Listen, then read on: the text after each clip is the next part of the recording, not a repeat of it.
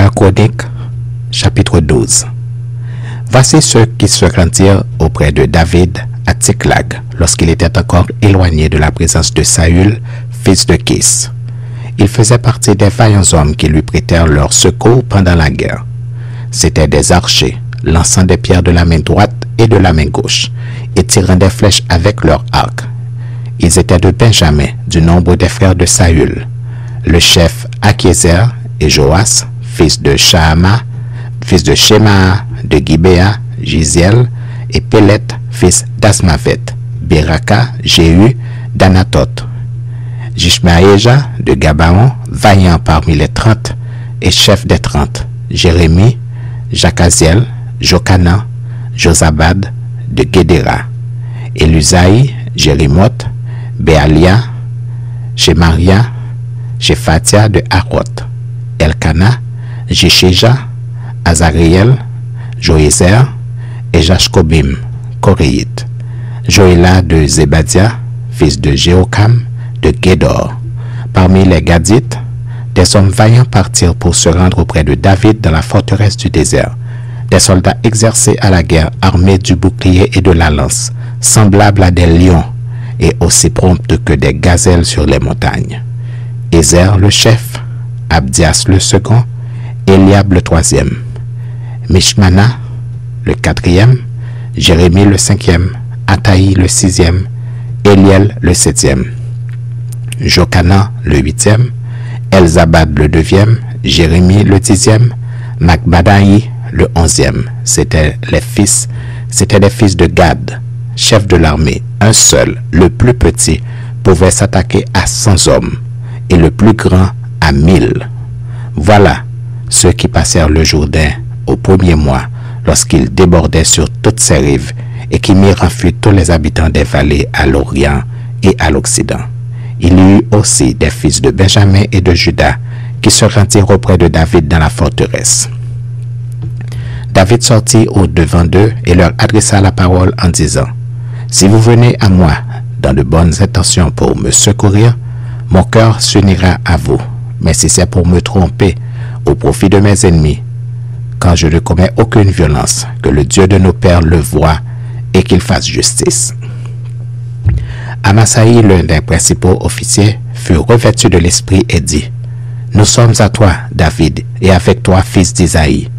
Paix, paix à toi et paix à ceux qui te secourent, car ton Dieu t'a secouru. » Et David les accueillit et les plaça parmi les chefs de la troupe.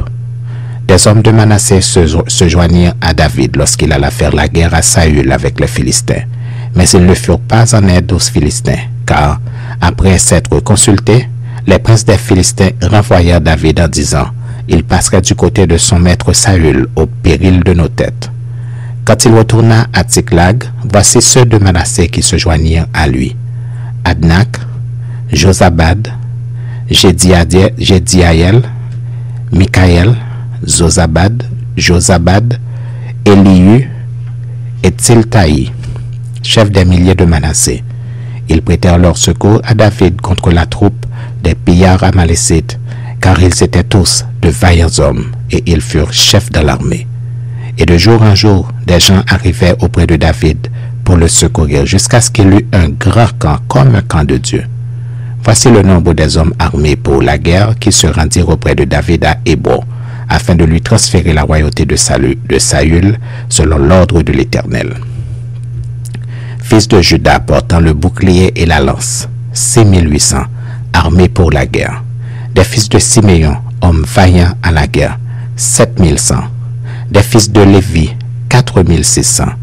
Et Jéhojada, prince d'Aaron, avec lui, 3700. Et Tsadok, vaillant jeune homme, et la maison de son père, 22 chefs. Des fils de Benjamin, frère de Saül, 3000, car jusqu'alors, la plus grande partie d'entre eux étaient restés fidèles à la maison de Saül. Des chefs d'Éphraïm, 20 800, hommes vaillants, gens de renom d'après les maisons de leur père. De la demi-tribu de Manassé, 18 000, qui furent nominativement désignés pour aller établir roi David. Des fils d'Issachar ayant l'intelligence des temps pour savoir ce que devait faire Israël. 200 chefs et tous leurs frères sous leurs ordres. De Zabulon, 50 000 en état d'aller à l'armée, munis pour le combat de toutes les armes de guerre et prêts à livrer bataille d'un cœur résolu. De Nephtali, 1000 chefs, et avec eux 37 000, portant le bouclier et la lance. Des Danites, armés pour la guerre, 28 600. D'Azer, en état d'aller à l'armée et prêts à combattre, 40 000. Et de l'autre côté du Jourdain, des Rubénites, des Gadites et de la demi-tribu de Manassé avec toutes les armes de guerre, 120 000. Tous ces hommes, gens de guerre, prêts à combattre, arrivèrent à Hébron en sincérité de cœur pour établir David roi sur tout Israël. Et tout le reste d'Israël était également unanime pour faire régner David. Ils furent là 3 jours avec David, mangeant et buvant, car leurs frères leur avaient préparé des vivres. Et même ceux qui habitaient près d'eux, jusqu'à Issachar, à Zabulon et à Nephtali, apportaient des aliments sur des ânes, sur des chameaux, sur des mulets et sur des bœufs, des mets de farine, des masses de figues sèches et des raisins secs, du vin, de l'huile, des bœufs et des brebis en abondance, car Israël était dans la joie.